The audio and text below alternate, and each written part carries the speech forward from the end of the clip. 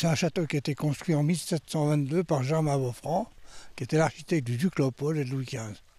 Boffrand, comme il construisait beaucoup de châteaux dans le secteur, il a construit ce petit château de plaisance pour lui et sa famille.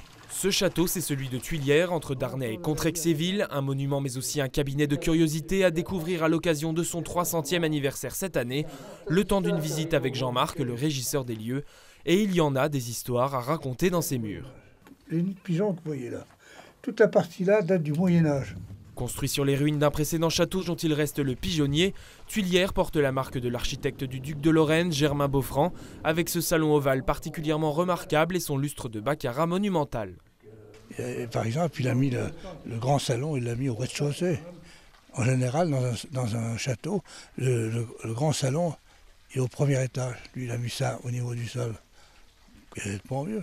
Parmi les nombreux propriétaires qui se sont succédés, on retrouve le frère de Jean-Marc, Bernard Dinet, disparu en 1992, qui est à l'origine de la restauration du lieu sur ses deniers personnels. 40 millions d'anciens francs rien que pour les menuiseries, sans compter les meubles dénichés par cet antiquaire de profession. Donc les planchers ont été refaits, c'est exactement le même plancher qu'au château de Versailles. Autre curiosité à voir durant la visite, un musée d'objets liturgiques. C'est un jeu qu'on offre aux enfants pour qu'ils jouent au curé. Ainsi qu'une pièce consacrée à une certaine Ève Lavallière. C'était une grande comédienne de la belle époque qui a eu énormément de succès, qui était aussi connue que Sarah Bernard et qui à un moment donné de sa vie a voulu faire la conversion, elle voulait être bonne sœur.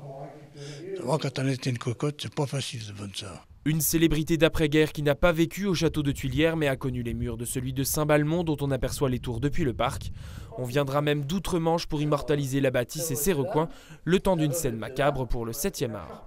Alors, il y a un film qui a été tourné à 6-7 ans ici, c'était un film anglais. Il y a donc Daniel Prévost qui est venu tourner la scène du pendu dans le grenier. Donc c'était super. Malheureusement, il n'est pas sorti en salle. Donc ici, vous êtes dans le château de Germain Boffrand. Joli détour sur les routes vosgiennes, le château se découvre tous les jours à partir de 13h30 jusque fin août et lors des journées européennes du patrimoine en septembre. Si une visite dure en moyenne 1h30, prévoyez tout de même un peu plus. Tout dépend des anecdotes du régisseur, intarissable sur le sujet.